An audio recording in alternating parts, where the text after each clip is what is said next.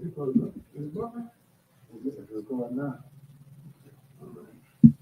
me a count. You ready? Yep.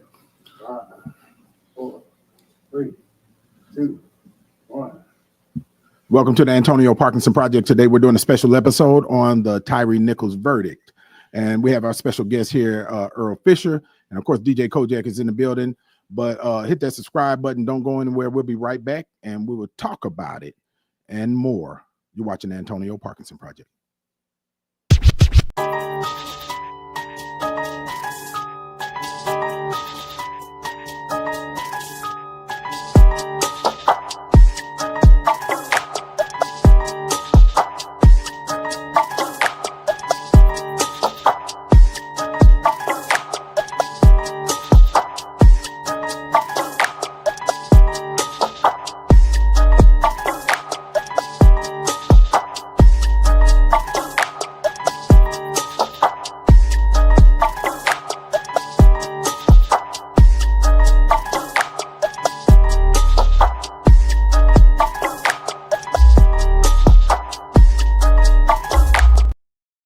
Actually get it. All right, welcome back to the Antonio Parkinson Project. You're watching the fastest growing visual podcast in the Memphis market. Today, I guess we can clap for that. Let's go and clap for that. Today we are talking about the verdict in the Tyre Nichols case. But before we jump into it, let me introduce my DJ. That's my DJ Kojak in the building. Give it up for him one time.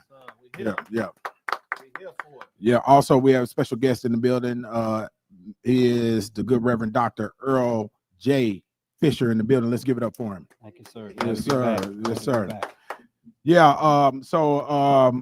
Let's jump right in here. Call it the Tyre Nichols murder trial because it's not the Tyre Nichols trial. Okay. Because he wouldn't. I know that the defense tried to put him on trial, but he wasn't guilty enough. Right. It was these officers who were on trial. So either you can say the MPD officers trial, right, or maybe we should say the Tyre Nichols murder trial. Yeah. I think that's good. I think that's completely acceptable and warranted. The Tyre Nichols murder case. Yes. Today there was a verdict that was handed out. And I think before we even get into there, let's go back to where we started. Rico, Tyre Nichols, he was literally, we watched as he was beaten to death.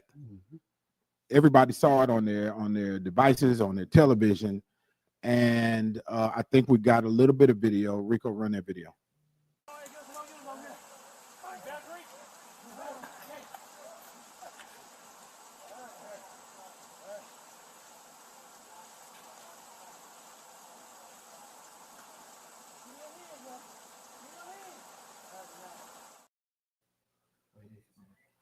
Yeah, of course. We back in, Rico? Okay. Man. Of course, this was a situation or an assault or a killing, a murder that was seen across the world, seen it globally, and sparked a lot of response. And of course, cast Memphis into,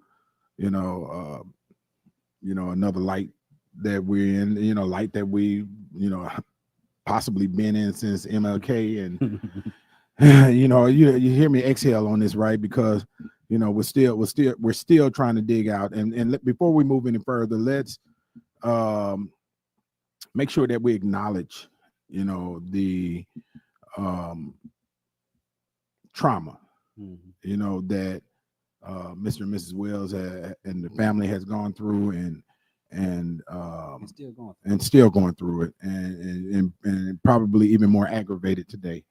So I hate, man, I hate the phrase "our thoughts and prayers." I don't even use that anymore. I mean, as an elected official, oh my God, I don't blame you. It's to me the most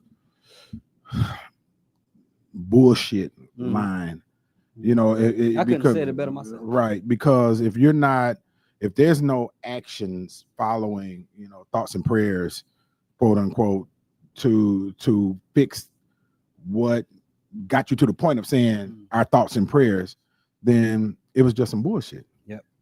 And we see that a lot, and it's become so cliche. You know, you look at, you know, all of these issues and these deaths, and you know, of unarmed individuals and you know, and innocent people, and then you know, you get these politicians that say our thoughts and prayers go out to the family. You know, and so I refuse to say it now, and I don't even like to hear it.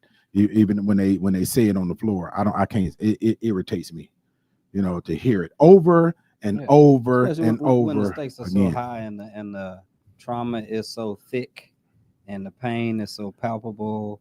I mean, you would think that people who are elected and empowered with authority to craft policies, to enact laws, to enforce kind of mandates, that they would provide something more than just a thought or a prayer. I mean, I'm a black preacher and I try to do more than just offer a thought and a prayer. So I can appreciate you saying that. And I know I'm the guest on the show, but I want to ask you, so do you feel like that's happening in Memphis and Shelby County around this type of police brutality? Because I want to try to see and measure, right? And I want to, you know me to be a reasonable guy, right? So I want to measure our response tenacity when it is, you know, gun violence, you know, especially intra-communal or black on black kind of gun violence, right? I've heard Mayor Young, many others say stuff like, I'm sick of it, I'm fed up, all of this stuff. Right. So how do we juggle or judge that against the weight of the police brutality, like what we saw? You know, I know we're going to play it a little bit later, but Mayor Young and Chief Davis made some remarks. You know, it's on their social media, on the Memphis Police Department social media. And, you know, to me, it echoes much of what you just described as thoughts and prayers. Right. And so we will play their statement, but I do want to go back to what you just asked. You know, but you know, there seems to be a difference, and not just amongst the elected officials, but amongst the citizens, between death by police officer versus death by another African. And so that's what I heard in your question. Right, you know, the measured response or the tenacity, you know, I would ask the same thing, you know, to my people, right? Where is the outrage and the tenacity when it comes to individuals being killed right here in North Memphis every day, or individuals being killed, you know, in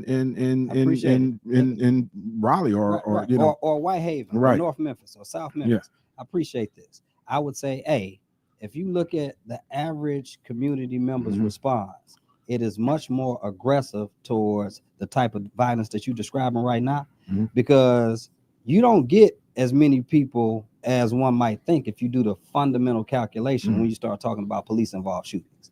You may hear from 30 of us on average, right? Go to the regular barbershop. You're going to hear hundreds of brothers, sisters, friends, and kin talk about the violence that's happening in their community, as they should, right? I think what you are trying to weigh, right, is like how much people talk about police involved shootings in the media and how much of that might get some traction, and how much we feel like, well, why you ain't saying it, keeping that same energy when it's Jamal and Tyrone? One of the reasons is because when Jamal and Tyrone shoot each other, them niggas go to jail. Them niggas end up on trial. Them niggas get arrested. They get indicted. You don't see a prosecutorial case presented like the one we saw in this trial. And I'll give you one example. I've said it a couple times. When Young Dolph's murder trial happened, the prosecution put up 15 witnesses. In this case, the prosecution put up 5 witnesses. And I get that, but let me respectfully push back. Go ahead, please do. Now you even got to be respectful about it. No. I that's just my disclaimer. Okay, it's a very general disclaimer. That's your thoughts and prayers. Right. Right. Yeah, Here's what I'm talking about though. I'm not talking about what the prosecutors do. Okay. Or how many witnesses they put on the stand. Right. I'm talking about the actions that are taken by the community. And let me qualify that. Yeah, do that. When you have these officer related deaths, of possibly an unarmed or black male mostly. Sure, yeah.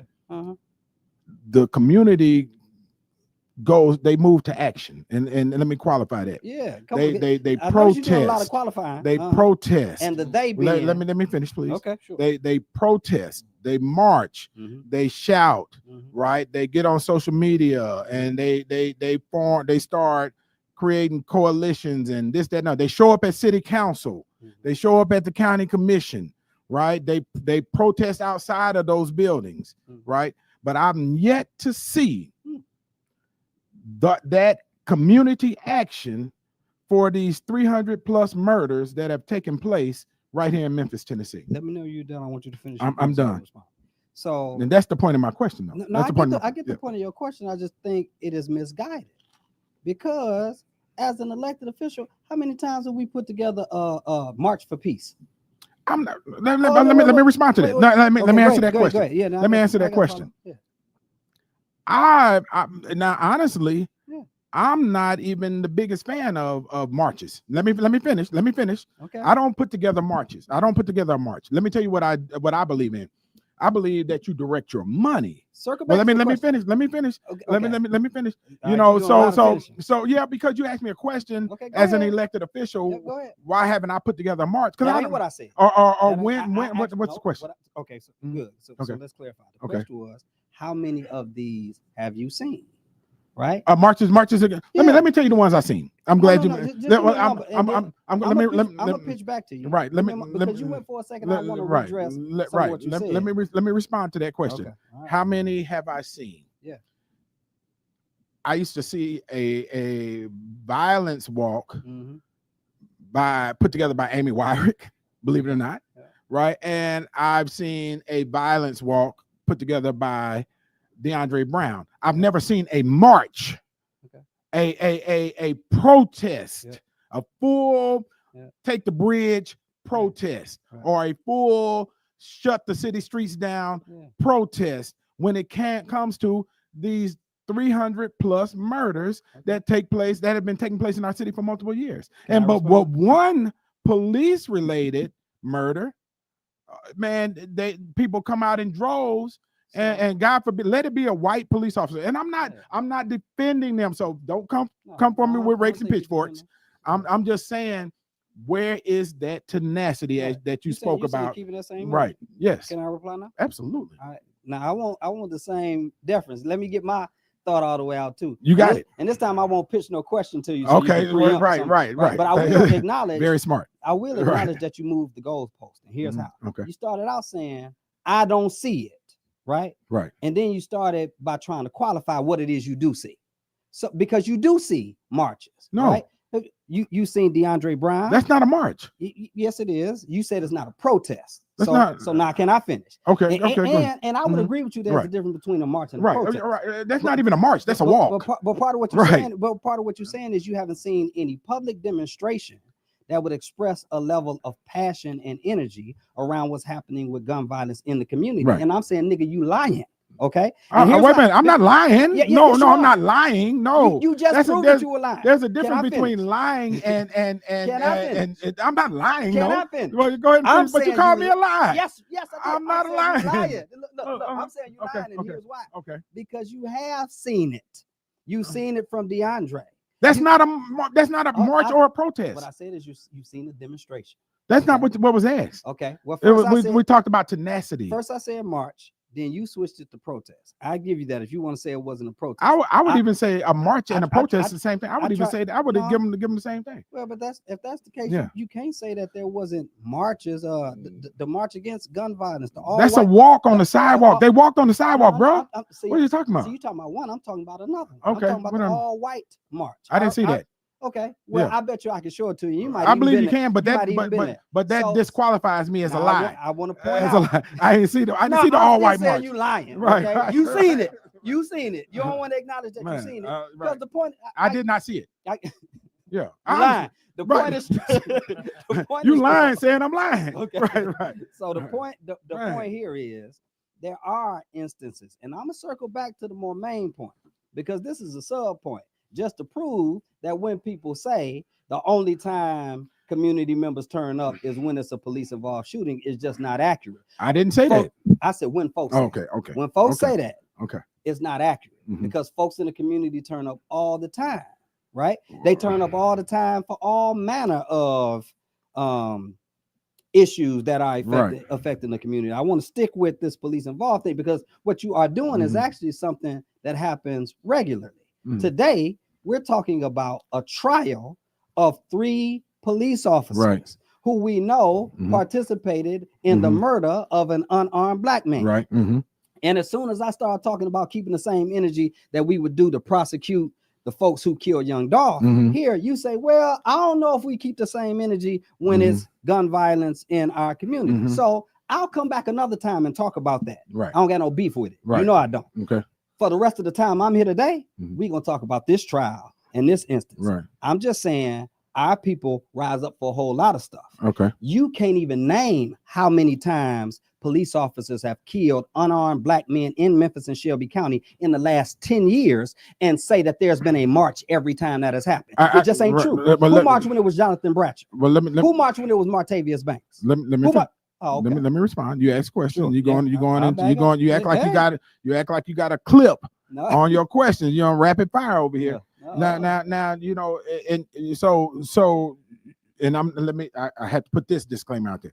When I say this, I'm not minimizing the horrific death of which Tyre means whatever Nichols. you finna say is finna minimize the horrific death. No. This is his disclaimer. This is thoughts and prayers. No. Bullshit. No. I'm kind of Can I say this? I wait. Go ahead. No, I would hope that people would know these are conversations. But they would not though, and that's why it's important for us to say what you're saying. Right? Yeah. You and I had these conversations all the time, like on the phone or something we literally debate. Yeah. And I appreciate it because iron sharpens iron. Yeah. Here's my point that I was going to. So when I gave my disclaimer, and Kojak, feel free to jump in this conversation. You know, you are actually here. Yeah. Right. But hold that for right now. But look, here's what I say. You know, we had 3 officers. We had, you know, the horrific death of Tyre Nichols, right? And rightfully so. You know, there should be intense response to a horrific death like that, right? At the hands of authorities, right? With the but. There's no but. Okay. There's a however. All right. we also had just 3 days ago a person shoot 5 people at Club Infinity, right, in Fraser, and 2 were killed, right? And I'm talking about the community response. Sure. Yes, there is concern. I've been fielding concern from people on social media, right?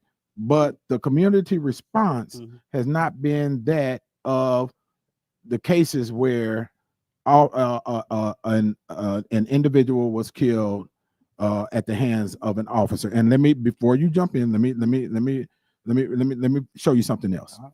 Let's talk about cultural differences, right? Cultural differences.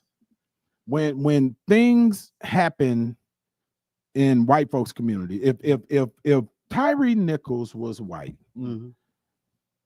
it would have been possibly just a different outcome, possibly, right? Be alive. He's speak. He's still. We wouldn't even be having this conversation, right? Then we really could just talk. Right.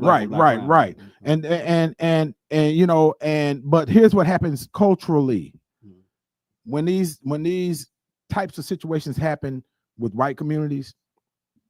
They not only they don't move like we move now. They might not, you know, burn Walgreens down, right? But I guarantee you, man, their elected officials and the folks, they coming to them polls. They ain't finna argue and go back and forth on Facebook. Here's what we do: the cultural differences. When we have these situations, we get on Facebook, we start having, you know, this dialogue and debate, and they know, and you might march, you might burn Walgreens down, right? But they know that at the end of the day, ain't nobody else talking about Trayvon Martin.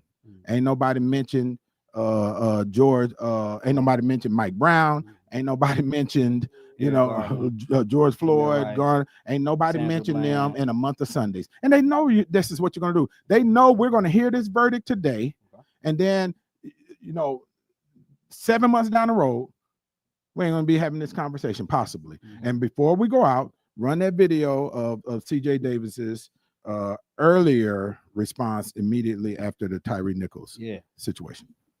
Those 5 officers and others failed our community, and they failed the Nichols family, and that is beyond regrettable.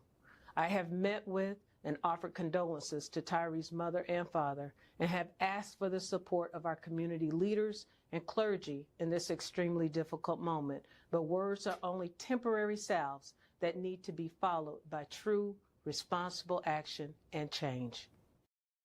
So let me ask you this before we go out. I think we're 5 minutes over the segment. That was after the death of Tyre Nichols, and that was our police chief C.J. Davis's response.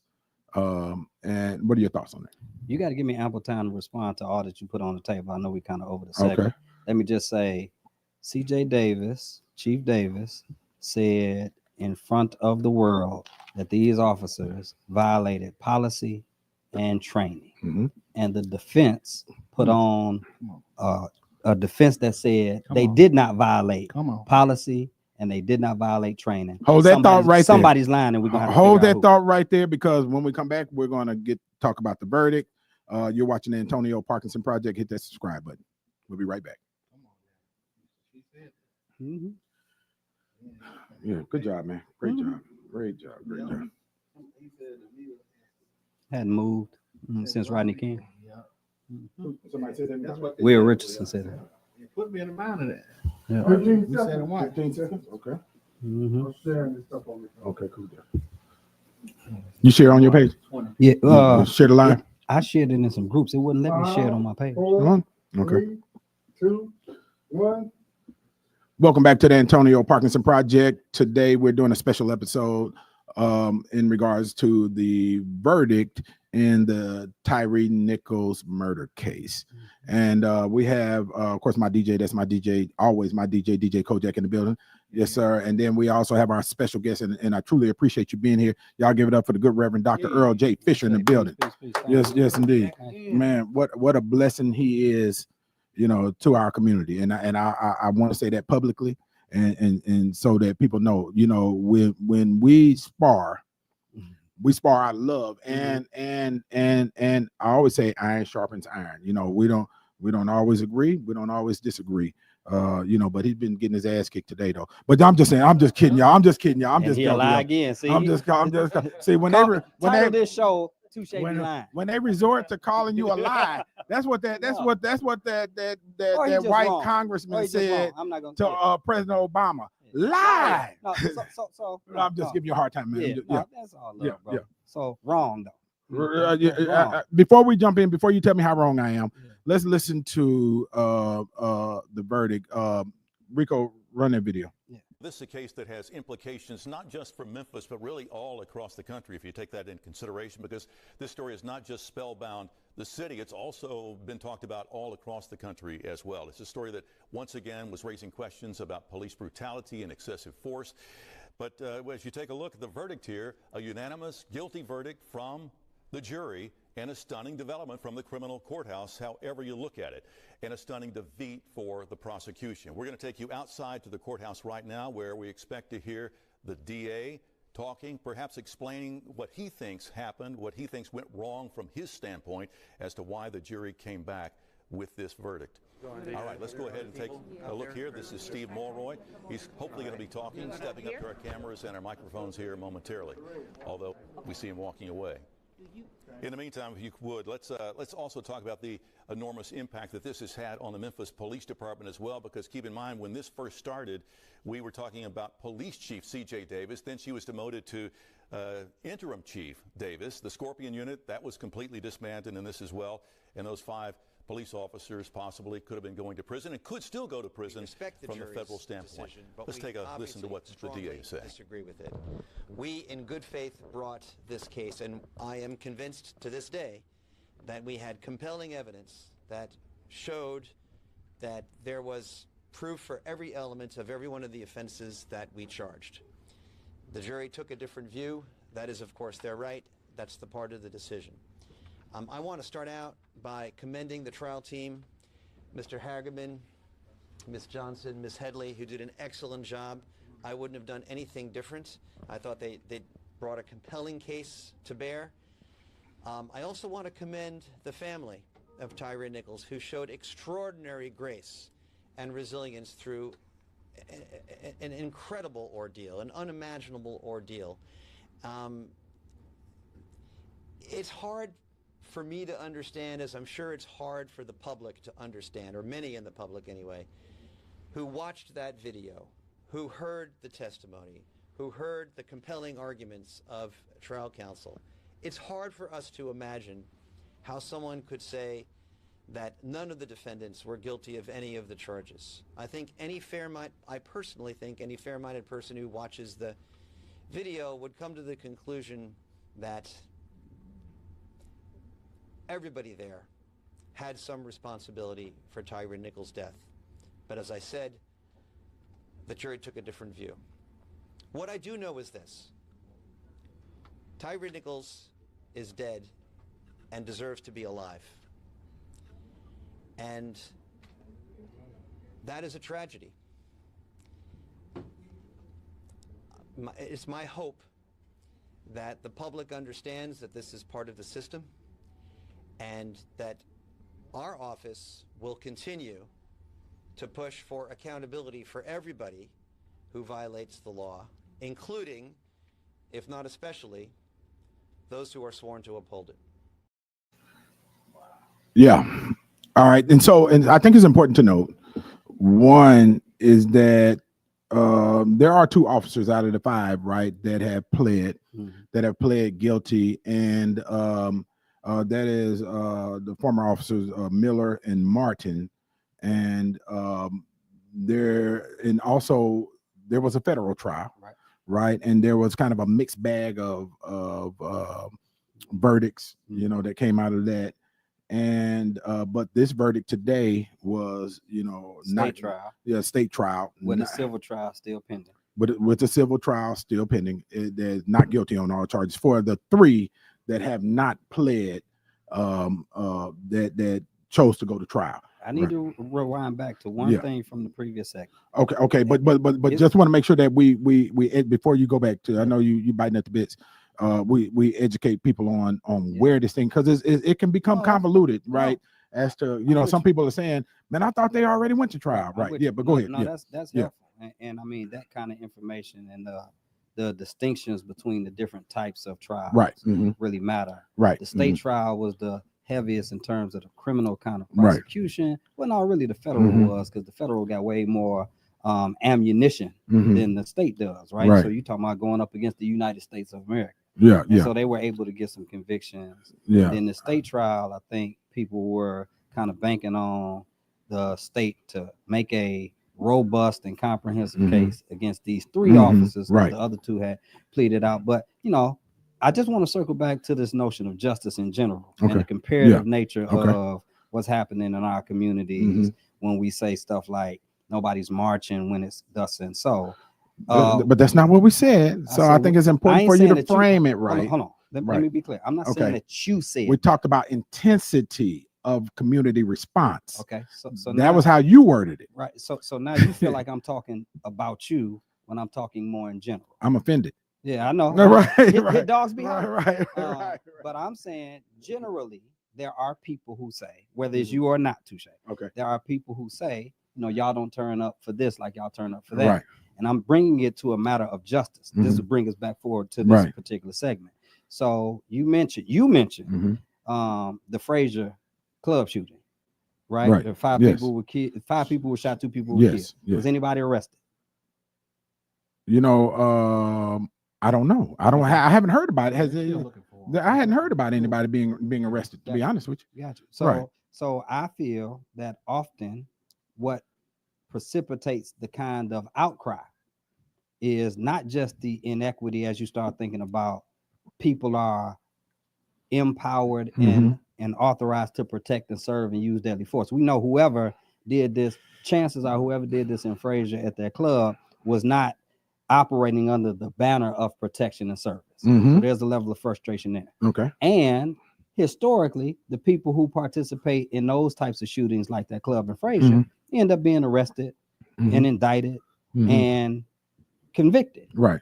Historically, when you start talking about law enforcement, especially under Amy Wyrick, no officer was ever indicted under her. Right. So part of the reason people turn up is because justice seems to be so elusive when you're talking about the prosecution or the arrest or the indictment and the conviction of law enforcement. And so you do those actions, those public demonstrations to raise awareness around those issues. But I won't talk, you can even get the last word. I won't talk anymore about this other issue because I came to talk tonight about the trial. And you can invite me back anytime. We can do a whole segment on just the whole notion of intracommunal violence and black on black crime and stuff like that. But I don't want to dedicate any more time on that tonight with this trial being so pressing. Right. I love how you try to come and direct the show. Right, like, but you know, but let me say this, and but you know, this subject matter goes hand in hand, honestly, and I get it. You know, out of respect for the family, we do want to talk about, you know, this verdict and everything. But I do want to say this. Here's my comparative analysis. Right. Yes, I agree with you.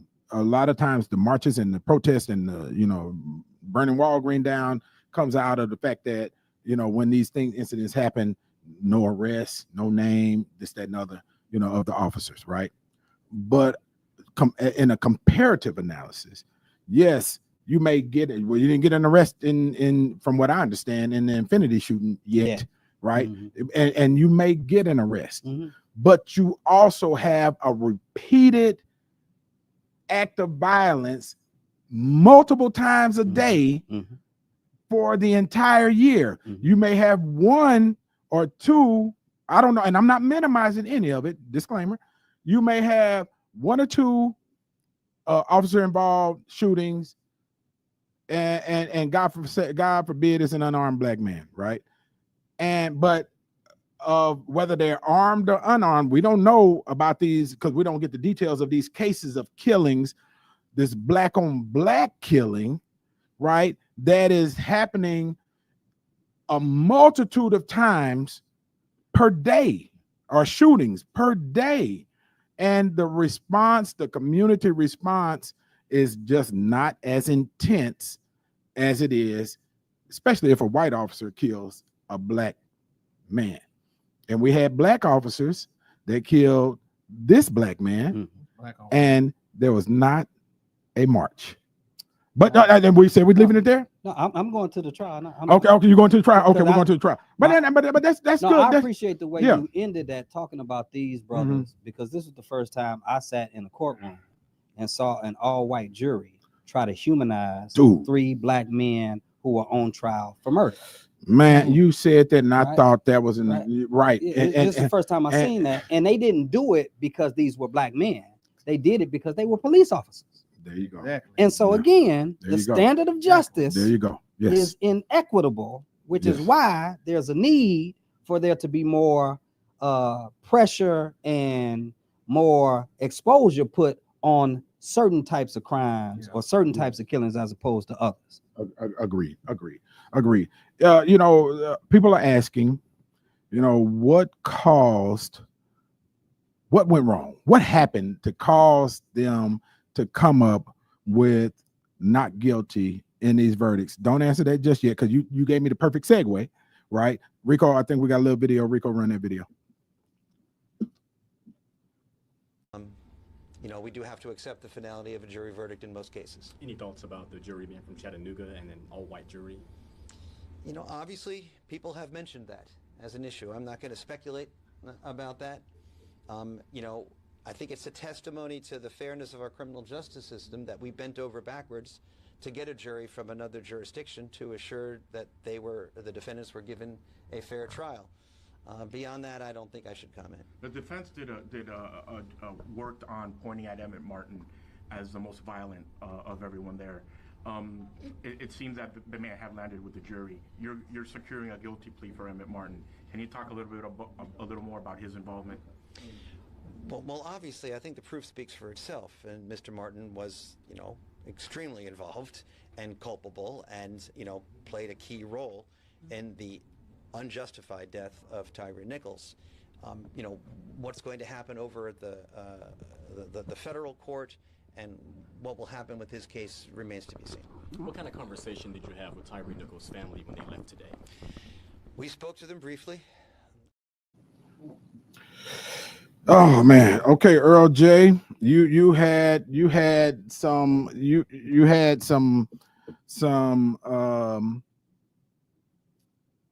commentary. Mm-hmm. You know, we both you know did a couple of interviews today, and you know you made a point as to why, you know, or things that may have been missing from the case.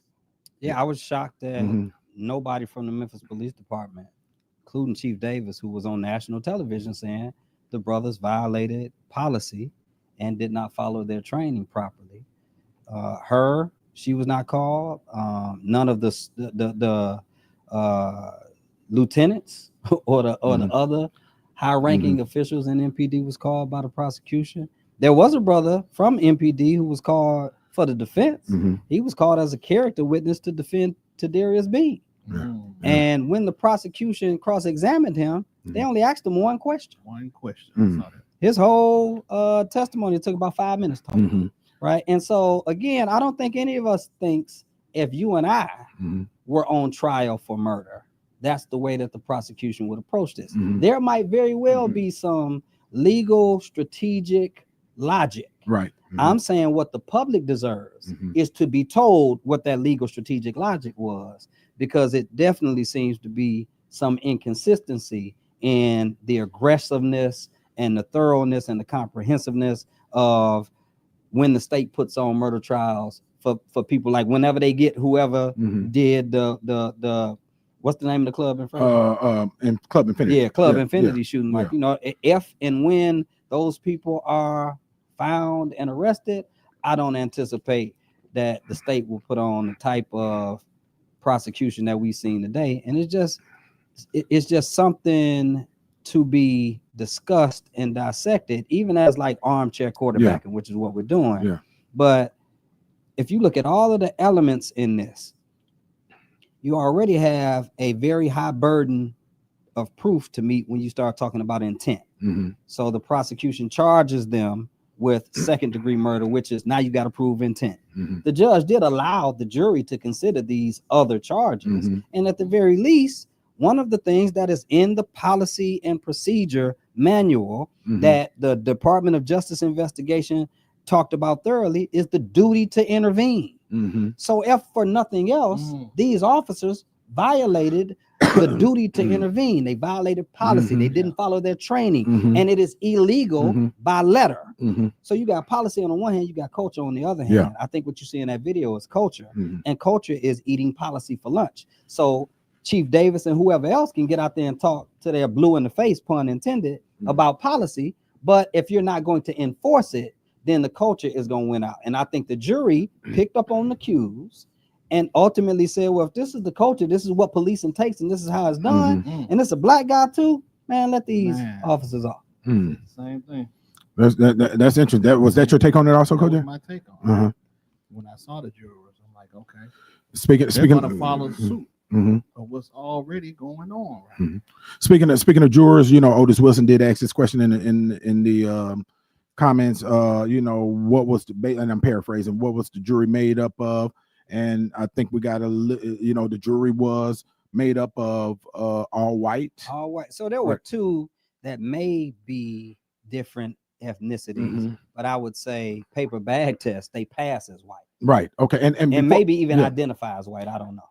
And before I want to go back to what you said just a second ago in regards to how the case was tried, right? By the prosecution. You earlier today, you did a comparison to another trial when young Dolph was murdered, and the state brought the case against the two brothers who were on trial for murdering young Dolph. The state brought up, I think it was like 15, 16, 17 witnesses. And here in this case, the state brought up 5. Yeah. So it definitely doesn't seem to be as aggressive as the previous case. And again, I want to try to make some room for there to be some legal strategy associated with this. Yeah. I didn't hear D.A. Mulroy, who I think is doing a decent job as district attorney. I mean, he was still articulating a commitment to some form of criminal justice reform. But I just, at some point, just like when we started and you were talking about the whole notion of thoughts and prayers, at some point we got to move beyond the talking points and get to the concrete enforcement of these types of policies. And I'm saying, if you listen to what was being shared on the body camera footage, see, a lot of people don't know this. You can hear them telling Tyre Nichols, put your hand down, stop resisting all of this. It's the Sky Cop camera that caught that footage to let us know they were lying. Yeah. They were lying, like somebody was doing earlier today. They were just lying, right?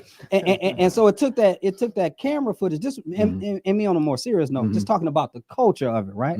Because what the body camera footage and what the Sky Cop camera footage caught was the culture. What was coming out of their mouths was what they knew about policy and trying to end around the policy. That's a great point. They ended around the policy saying, and this is what happened in the court. The defense was saying, here's what you do. Historically, you want to win a case like this, you put the victim on trial. He had drugs in his system. No, he didn't. He had a level of alcohol in his system that was less than the legal amount. He had mushrooms in the trunk. He didn't have none in his system. And either way, none of them officers knew none of that. Chief Davis is on public record saying that the initial stop was not necessarily warranted. So all of these elements, but the defense knows, here's the way you historically play on what Mulroy called a system. You say that the victim is a demon and deserves to be beat to death. You say policing is a hard job and all we did was follow our policies and our training. And then you appeal to the jury in a way, especially if it's a jury that's majority white and coming from a majority conservative kind of space, they are overly sympathetic to law enforcement. That's the recipe for the result that we get. Well, it's definitely different out there as you go east. And I want to make sure that we, D.A. Mulroy, you're more than welcome to come on the show if you want to come on and talk about it. Police Chief C.J. Davis, you're always welcome on the show. And so if y'all want to come on the show and and give your thoughts on on things that's happening, and listen, y'all, I don't claim to be an attorney. I did sleep in the Holiday Inn, but an attorney I'm not. Now when I turn my hat, I kick attorneys in their ass on a regular basis up there at the Capitol, because there's a bunch of attorneys up there. So I shouldn't have said that, but I do. But look, listen, there's some comments that I do want to go to too. Before I go to these comments, go to that next video, Rico, because it speaks to the jurors. No. It should be another one. Oh, we played it already? Okay. So we're ahead of our okay, you down to the second two. It's only 2 videos left. Okay. Well, it was, there were, of course, the majority of the jury is white. Cardell Oren said, Mulroy said they bent over backwards to give them a fair trial. Why? And to the point you made earlier, is that what's done for every defendant? That's a good question. But I think that everybody deserves a fair trial. Because there were allegations that fair trials weren't being done, you know, in you know, previously. So I think, you know, what are your thoughts on that? That's Cardell. Me and Cardell, we debate like me and you debate too. You know, in fact, I need to roast him about something. I ain't got nothing to roast him about just yet, but I will. Cardell, I'll find it. It's coming. Yeah. So what are your thoughts on that? On Cardell's, you know, his point that Mulroy bent over backwards to get a guy a fair trial. Number one, I think Cardell's drawn from what he heard Mulroy say. Right, but you don't. But do you think that was wrong? For do you think it's wrong for him to try to give them a fair trial? So I just said what Cardell said. I'm asking. Now I'm gonna say what you said. What did I say? You said that everybody deserves a fair trial, and that you don't think they would bend over backwards if it was me and you on trial. So why bend over backwards? His terms, not ours, for a trial in this regard, if you won't do it in every trial. Okay. And I don't want people to think that somehow we are simply rooting against these black men. Okay. I'm rooting for justice. Malcolm said, I'm for justice, no matter who's for or against it. I'm for truth, no matter who's speaking it. Right. Okay. And what we were not able to adequately uncover in this case was the actual truth of what policing is like, because we did not have somebody to deal with the inconsistencies around policy and around culture. Right, and you're speaking specifically someone from inside the Memphis Police Department to be able to says, go on the stand. Right. And, say, yeah. And the reason I'm keep it real. Yeah. The reason I'm saying Chief Davis is because she went on national TV and said this. Now, if this was just some political theater, then somebody has to call her on that. And if she meant what she said, then her and Mayor Young in their comments today could have easily said, we stand by what we said. They did not follow policy, and they did not follow policy, and they did not follow their training. Right, but if they've said it before, do they have to say it again? I would think if there is consistent inconsistency, if there is constantly some gap between what you said then and what the defense is saying now, or what the result of the verdict is, you tell me. Well, I don't know if it's necessarily a gap in what they said versus what the defense has said. Let me finish. Over backwards, no, let me finish. Let me provide them with a defense. Let's just stick so wait a minute. Unless you're psychic, you can finish my sentence. No, I didn't finish my sentence. No, yeah, I didn't finish my sentence. Right. Thank you. Right. You know, so a statement can be made, and you know, by the chief of the department say, hey, they didn't follow policy, right? And that was said early on. A case is now being tried, right? And she's obviously not one of the witnesses on the stand, right? And apparently nobody is. It doesn't invalidate what she said based on the outcome of the case. It does not. With one fundamental exception. She is a law enforcement officer, and this is a court of law. So this ain't just some Facebook social media speculation shit. This ain't what that is. Right. This is a real concrete law and order kind of scenario here.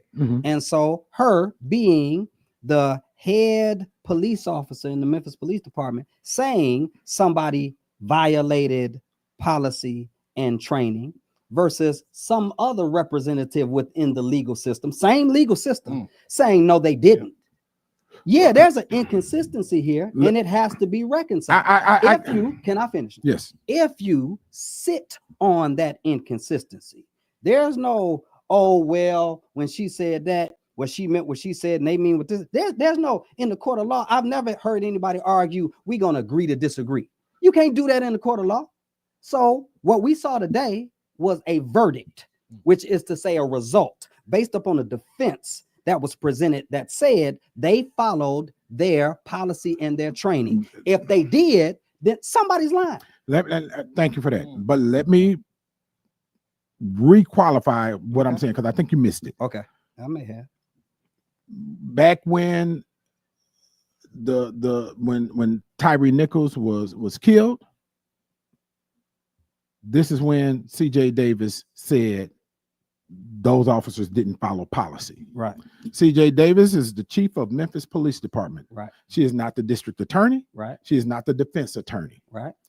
She was not on the witness stand, and the verdict came out the way it came out. Mm-hmm. It does not change the fact that if those officers did not follow policy, that they were not found guilty. Let me give you an example. Rodney King got the shit beat out of him. Mm-hmm. Those officers were found not guilty. Mm-hmm. It didn't mean that those officers were not outside of the policy of no, I'm not. I mean, maybe I'm not explaining it right. I get Do you understand what I'm saying, Coach? I get your explanation. I just don't agree. And here's why. Because in the court of law, the result is they did follow policy. No, it's not. No, it's not. The result was reasonable doubt. No. The result, no, sir. No. The result was. Go ahead, Coach Jack. Yeah, what I'm saying, I understand what Brother Earl is saying, because the whole defense was they did follow protocol and they did do everything right. That's the whole defense. If that defense was thrown out, then they're guilty. Did you watch the trial? I watched that. Did you watch it? Man. I watched bits and pieces of it. I watched it. Yeah.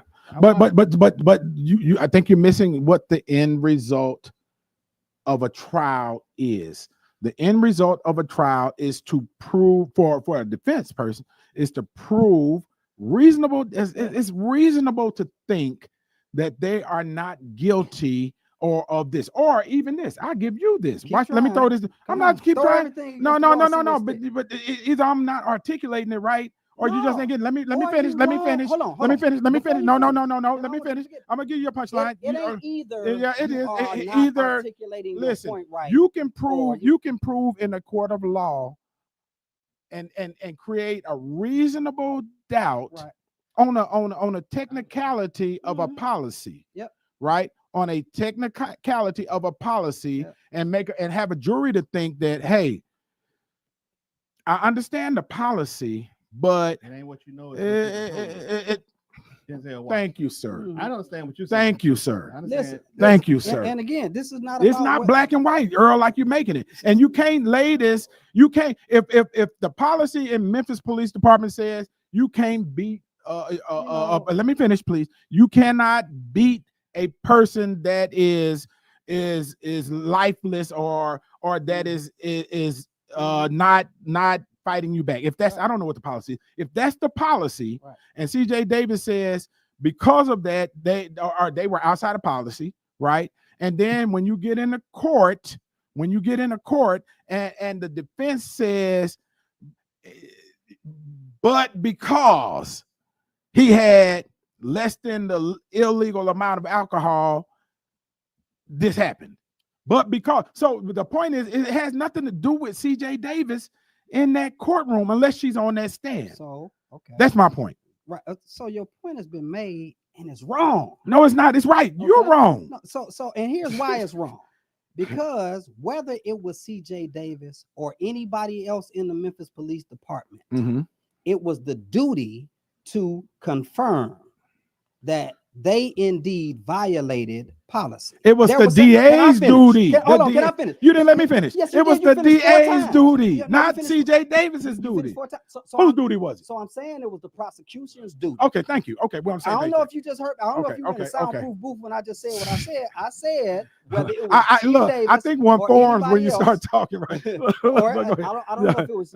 I don't care if it was Chief Davis or somebody else. Right. But here again, and I'm a little, if I'm honest, I'm a little frustrated by this because you are a lawmaker, right? And you understand the explicit nature of the law. I do. In a court of law. I respect that. So right. So to act as if right. you can kind of like move the goalpost in the middle of a trial is, I think, is intellectually dishonest. But even if you really mean it, I'm saying it's wrong. And I really mean it. Can I finish? Yeah. I need, because you be throwing these darts. You do the same thing. No, I don't. I didn't say you a preacher but you saying it's okay for black folks to kill black folks and not say nothing. I didn't say that. Because I didn't Right, say but that's what you throwing didn't out. say You're it's okay for them not to you're a do nothing. lawmaker, and you No, such I as said, as right, a lawmaker, right. you understand the explicit nature of the law. I And do. they don't call this a court of argumentation. They don't call this the court of innuendo or speculation or conjecture. They call it a court of law. And it is the prosecution's duty to argue the facts. And here's what Tanisha Johnson said: the facts and the law let you know they violated policy and they didn't follow their training. Okay. The facts and the law let you know what they did was criminal. Right. The jury didn't say, you know what, we got reasonable doubt. What they said was they acquitted them of every charge. Right. And so this is, again, if you look at this thing from a legal standpoint, comprehensively, and I'm not talking about at some high level, Right. it is a basic fundamental fact that the defense case was built on the notion that they did follow their policy and their training. And if anybody from the Memphis Police Department objects to that, it was supposed to be presented by the prosecution. And is that CJ's fault? No, I ain't saying it's her fault. Okay. See, this is what I think. Maybe I'm missing it. I'm saying she said this publicly, but that there's a gap between policy and culture. Okay. What we see on the video is culture, and if the culture is violating the policy, somebody has to explain it. And I understand. And the defense said, "No, you ain't got to worry about the culture, because what you see is policy. Is policy in action. If I tell you I followed policy and training and I beat the shit out of you, that means the policy and the training is to beat the shit out of you. And that's what they're gonna take. Now, if you are telling me as somebody in the Memphis Police Department that's not the policy and the training, you have to explain that, especially to folks in a jury that come from a place that we know does not experience the same things on average that black folks experience. So let me respond to your soliloquy. You know, you have to explain. Let me know when you're done. Okay, right. You don't want to miss your opportunity, right? No. You have to explain it to a jury as the chief of police, right? If you are called to be a witness in that case. So this is my point. If she can say that they were outside of policy and mean it, right? And I'm not her representative or anything like that. I'm just this is common sense to me. She can say they were outside of their policy. Now, here are the other factors that happen when it goes to trial. One, if no expert from Memphis Police Department is called to be a witness to say what the actual policy is, what it means, how it fits, this, that, and other, that's not CJ Davis's fault. That means that maybe somebody did a poor job of explaining what Memphis Police Department policy is because they ain't freaking police officers. Now, the other thing is this. You have also reasonable doubt. Here's the definition of reasonable doubt. That's why I want to pull this up. Reasonable doubt is a legal standard requiring the prosecution to prove a defendant's guilt in a criminal case to a high degree of certainty, but not absolute certainty.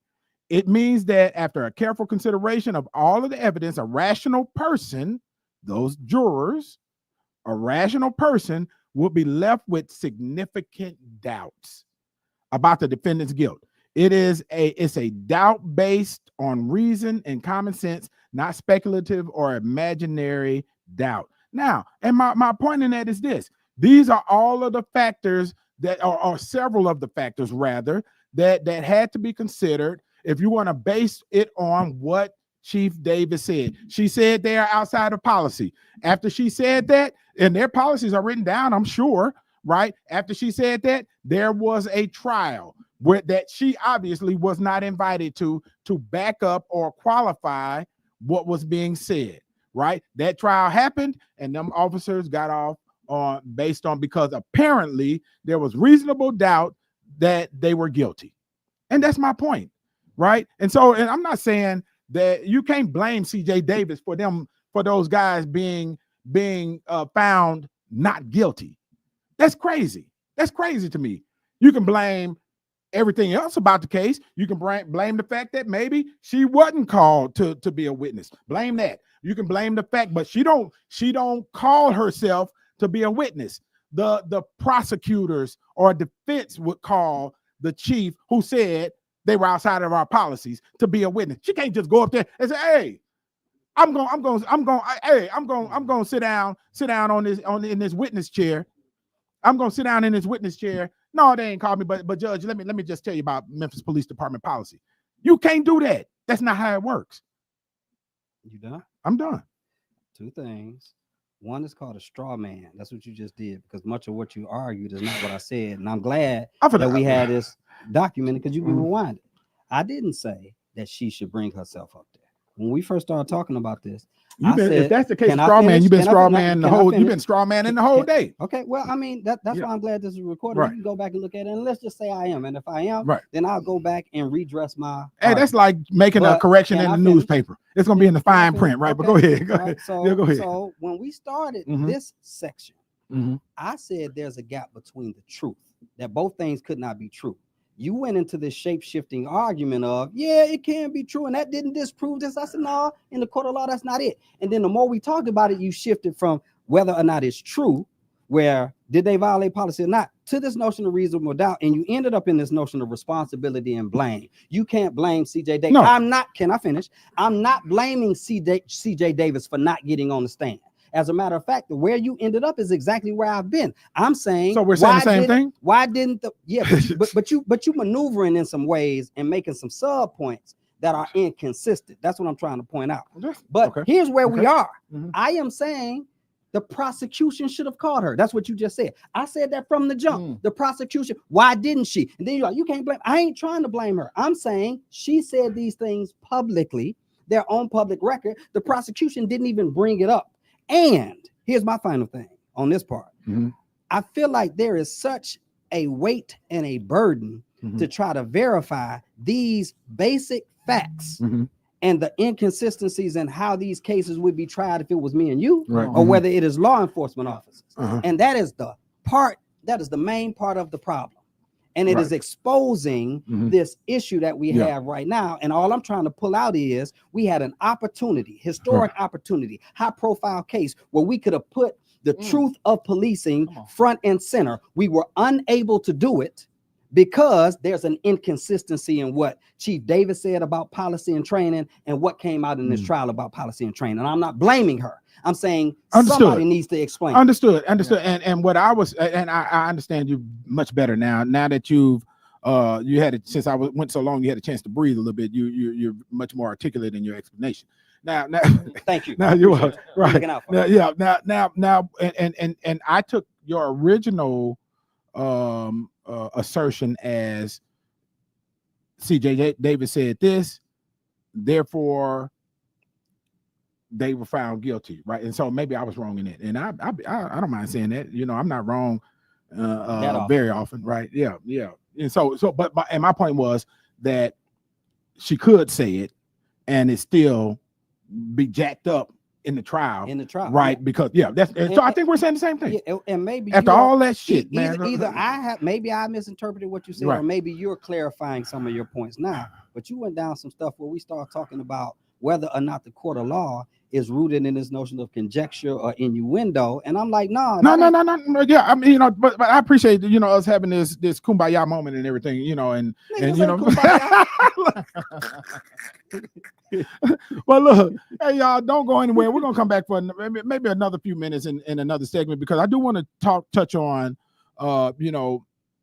this whole thing, right? You look at the case with Rodney Hinton and what's going on with that. So don't go anywhere. When we come back, we're going to talk about that case. It came out of a shooting of a 18-year-old teenager, and the death of that 18-year-old teenager and the response from his dad. So don't go anywhere. Hit that subscribe button. You're watching the Antonio Parkinson Project with Earl Fisher and DJ Kojak. We'll be right back. And my phone died another horrible death, man.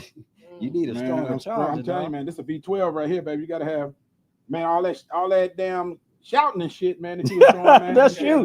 That's you. As they would say, talking out the side of your neck. How much time we got, Rico? 15 seconds. Okay. You were talking about she should have explained. Yeah, but she can't do it. She can't. Yeah, Yeah, they can't. yeah. Yeah, I've been saying that. I was saying that from the jump. That ain't what you were saying from the jump. 4, Okay. 3, 2.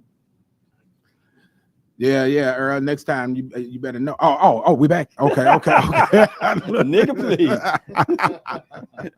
Yeah, you come out here to the capital of Memphis, and you know, get what's coming to you. With none of these cameras still be rolling. Right. Look. Right. To make look good.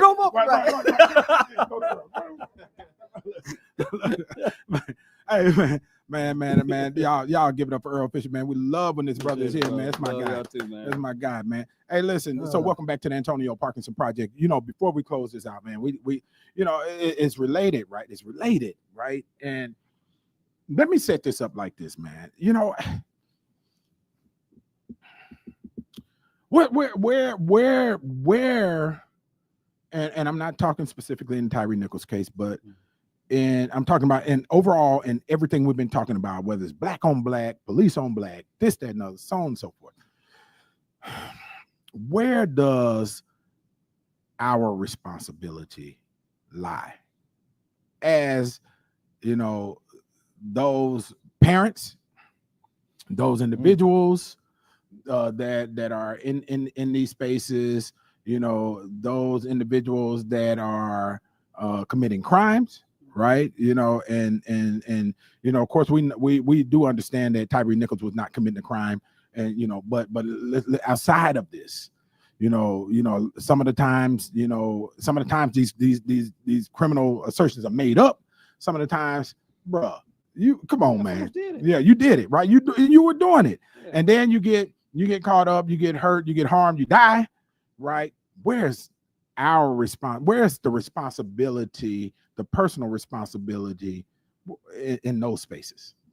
So, you know, these are conversations and points in conversations that come up regularly. Right. I don't know reasonable people who say there shouldn't be no responsibility on folks who, you know, I just don't know reasonable people who say that. And, you know, I know earlier I said, and I'm not talking no more about this type stuff because of the trial stuff, but I do think we've covered a significant amount relative to the trial. I just want to point out how we still end up back here. And I would just rather dedicate a whole segment to talking to that. Yeah. But and I want to answer that. Yeah, I'll make this brief. Yeah. There is an inordinate amount of responsibility that I think ends up being put on the most vulnerable amongst us. This is a guy in a book that just came out. It's called Propaganda, and he talks about what they would call the punishment bureaucracy, and it's the way that the media, in concert with law enforcement agencies and offices, kind of construct this notion of fear and blaming of victims. So we'll talk a lot about responsibility when it comes to blue collar crimes and petty crimes, but we don't talk a lot about responsibility when it comes to white collar crimes.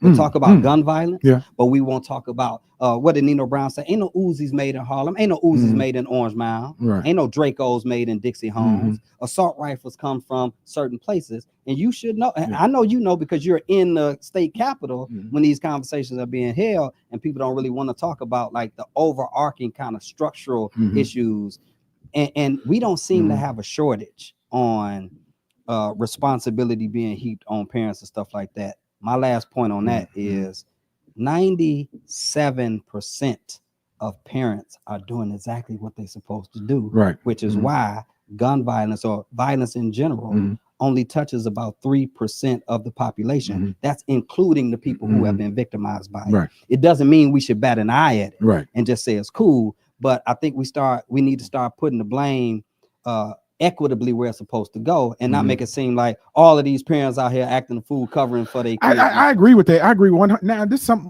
we agree 100%. I agree with you 100% when especially when it comes to parents. You know, when these kids get a certain age, I mean, you can drop them off at the doorstep of the school, and they beat you around the corner before you done pulled out of the school line. So I get that, right? But when it comes to adults, and I'm talking about whether it's young adults or older adults that are, you know, you steal a car and then you get rammed and you get you know, you get or you let's say you run, you're getting pulled over and you step on it, right? And you know, something happens. Or let's say, you know, in the case of Rodney Hinton, you know, they from what I understand, they were allegedly in a stolen car.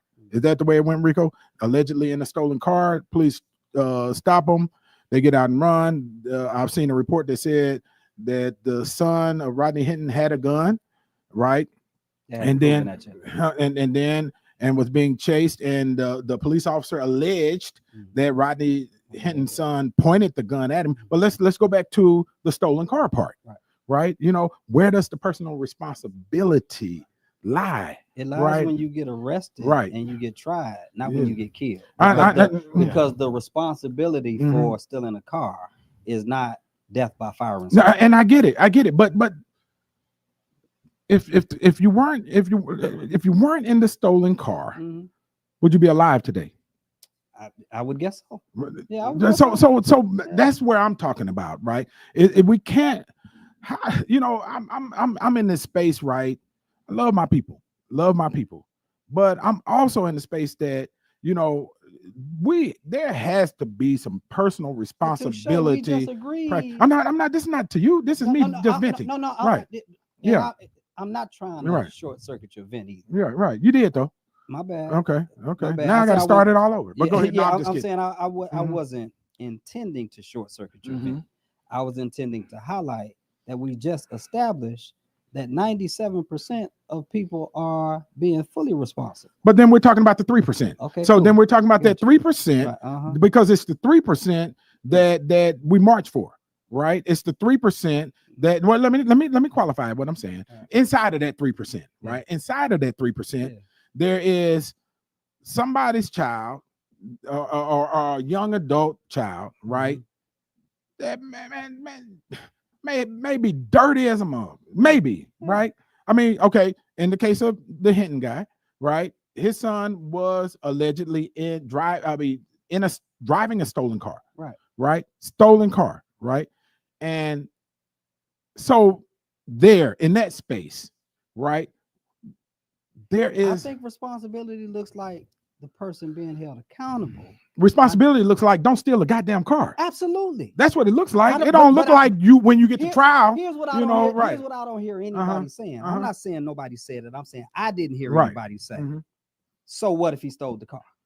Right? No. Because what I'm saying is you steal the car, responsibility doesn't look like now you die.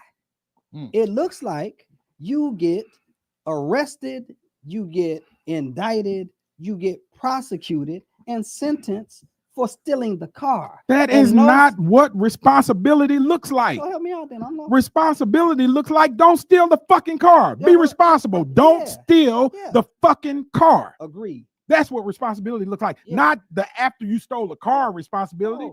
That's accountability. Wait a minute. No. That's accountability. Agreed. Right. But responsibility says don't get your ugly ass out of them folks' car. That's not your shit. Yes.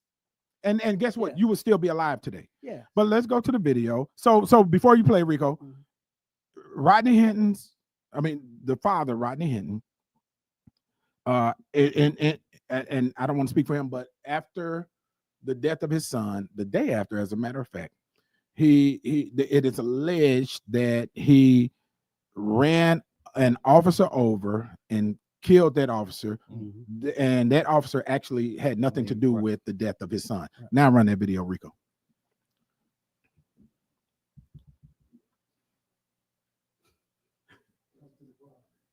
Oh Lord, don't tell me anything. It might be real low.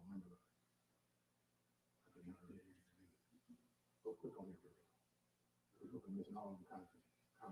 No, you don't hear nothing.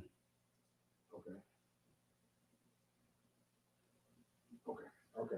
So we jacked it up. All right. So okay, Rico, you can come out of it. Yeah. So yeah. Let me bring us back in though. So apparently we jacked it up, right? Kojak didn't put the volume on the video. That was really my fault. But that's the situation we're in, and I want you, Brother Touche, to keep that same energy, Mm-hmm. right? I ain't mad at you saying don't steal the fucking car. Okay. Okay. Say the same thing. I'm talking about the same level of tenacity to these officers. Uh-huh. And see, To the officers of to the officers about what?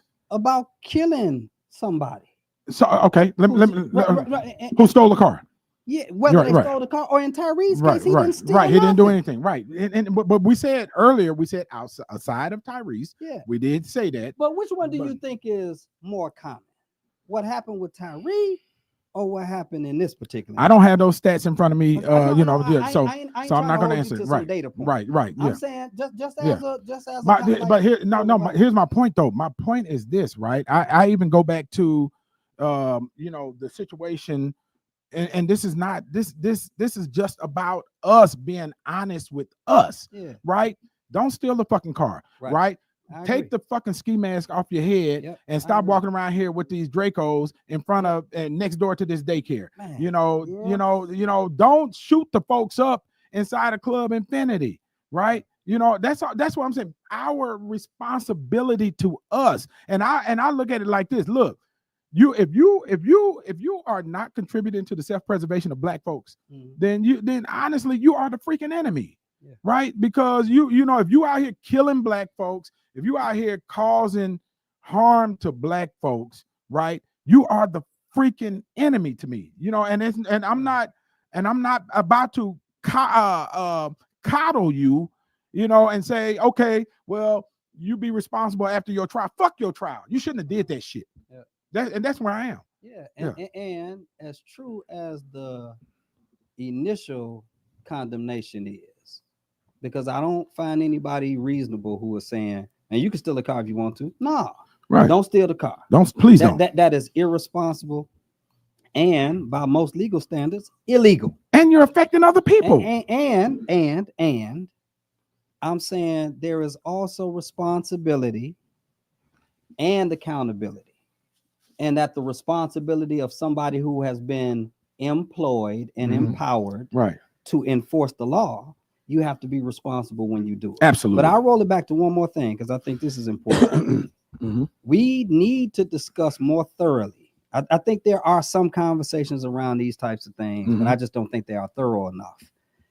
If I infect your environment with so much cultural ridiculousness, and if I normalize stealing cars for fun, if I won't aggressively purge your neighborhood of these drugs and these guns, like I shared this story on the news the other day. I know a guy. I heard about, a lawyer told me a story about one of their clients who was 15 years old, who went to school. Okay, so listen to that when we talk about parents. Yeah. Went to school. We ain't talking about parents though. No. Okay, I ain't saying you talking. Okay. For those who be talking about parents and stuff, we're not okay. talking about parents right now. We were talking about parents earlier. Yeah. I understand that. But this child, and this is kind of to the point that you made earlier. This child goes to school during lunchtime in the school parking lot, buys a Draco for $100. Right. So from who? From somebody. From who? The lawyer didn't tell me that. But this was here in Memphis? Yeah, in Memphis. So what is the likelihood that he brought that Draco from another person that looked like him? It's quite possible. Okay, go ahead. And who did that person buy the Draco from? Another person that looked like him, probably. And then who did they buy it from? It could, I don't know. It could have been stolen. Well, see, now you're getting stuck. No, I'm not because let me I got a stat for you. Sure. The majority of those weapons that are out there used and involved in criminal acts are stolen. Well, at least since your colleagues passed the open carry law. Right. So that's why I was saying, since your colleagues. Since my colleagues, they did. Yeah. And again, I think if we want the most robust kind of reforms to happen, if you want to see a minimization of this ridiculous stuff that we normalized in the culture, I'm saying it's ridiculous. I'm saying we normalized it. Who is we? Black folks. Okay, thank you. Okay, Black folks going, in concert with. going back to that responsibility. Yeah, Right. yeah. So we love the personal responsibility stuff when it comes to black folks. We just don't seem to like the personal responsibility stuff when it comes to everybody else. And black folks seem to be the ones who get the brunt of that personal responsibility. And all I'm saying is keep that same energy. But I want to stay on this point because this is the point that we're on. Okay. And I'm saying, in our attempt to reform the ridiculousness, part of our responsibility has to be get people in positions of power and authority that reflect our values. Come on. So that we now. don't have to keep trying to stop the flood while the roof is wide open. Let me ask you something. Let me ask you this. Thank you for that.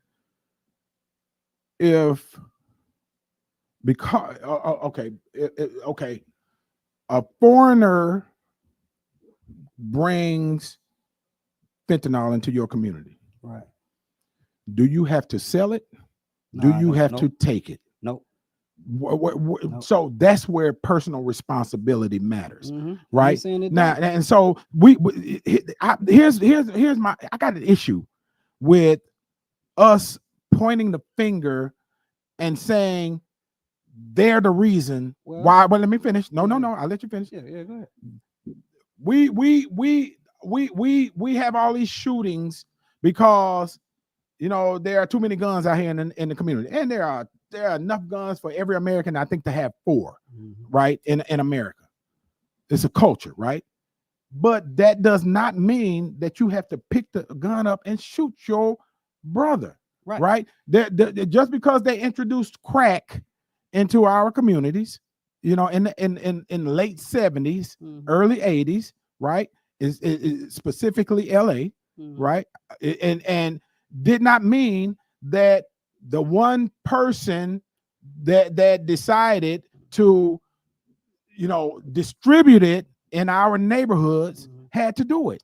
And so there is a responsibility that we own, and we got to quit abdicating that responsibility and placing the blame on the origin of the introduction of the product, whether it's crack, fentanyl, guns, homosexuality, all of this stuff. We have a responsibility to our people. It doesn't matter what the devil introduces to your community. So again, that's a straw man, because I'm not saying we don't have responsibility. I am saying, hold on. I am saying we have responsibility. Mhm. You hear that? Okay. So I'm saying that. I'm agreeing with you. You don't have to say. Look at God. Won't he do it? No, but I've been saying it the whole time. Maybe we need a longer kind of end around like we did last time. So, number one, I'm saying that there's more than one finger to be pointed. I'm not saying we don't point a finger at our people who are in concert with some of the. Now you're talking, brother. I said it. I think right. You just said a word. Right. I'm in not, concert with. Yeah. Right. Then Jay-Z said, blame Oliver North because I ran Contra. I ran contraband that they sponsored. Before this rhyming stuff, we was in concert. Come on now. So I'm saying we definitely have to hold our people accountable, right, for their role in participation in that concert. We also have to be honest and say, if the likelihood of you encountering these negative elements is increased because of something happening outside of your community, you don't just say, you niggas is evil and dumb and demonic and devilish. You say, what would cause somebody? This is Charlie's stuff, right? With the aces and the trauma and form. What happened? Yeah. It's not just what you're doing, but what happened. And I'm not saying, and I want to be very clear, I'm not saying we use that as an excuse. What are you saying then? I am saying that we consider that because it's a legitimate factor. You know what I want to consider?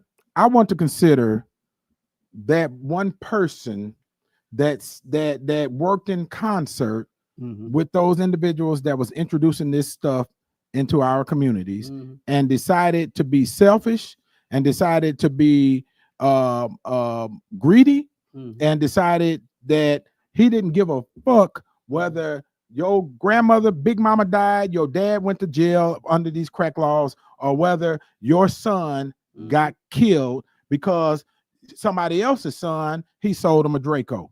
And I'm gonna let you get the last word, and we're gonna close the show out. But man, hey, great conversation. Go ahead and close this out.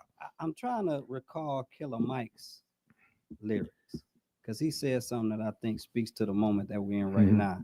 where he is kind of like in this apologetic posture because he says the money that you gave me was meant for your babies and now they just poor.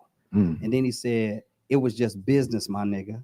I had no vision, my nigga. I wanted Gucci and Vinci, my nigga. Right. So all of those things are true in the sense that there's some greed, there's some opportunism, and then there's this desire based upon the conditions. And I'm just saying we have to factor all of that in. I'm saying we don't. And I'm saying I'm saying you're wrong, and I'm saying at the expense of your own people. I didn't say that's what I'm saying. Yeah. We don't have to factor that in. No, I think we need to factor in the responsibility. You shouldn't have been doing the shit at the expense of your own people because you are destructive to your race, and that does not preserve your race. I don't disagree. I just won't. I'll give you the last word. I'm sorry. I just won't demonize Black folks as if we are somehow more evil or more prone to doing harm to ourselves and others than anybody else. When the studies show white folks use drugs harder than us. I don't give two shits about what they do. I know, but I'm just talking about this as a human condition. But you keep deflecting on our responsibility though. But look, we're gonna leave it there, and this conversation will continue after the show is over with. To this nigga it ever will again. Continue after the show is over with. But look, y'all give it up for Earl Fisher. Give it up for my DJ. You've been watching the Antonio Parkinson Project. Yo, this is my guy. Let him know. Thank you, man. Great show, man. Appreciate it. Yeah, man. I'm like, shit. I ain't. We got to. I think we got.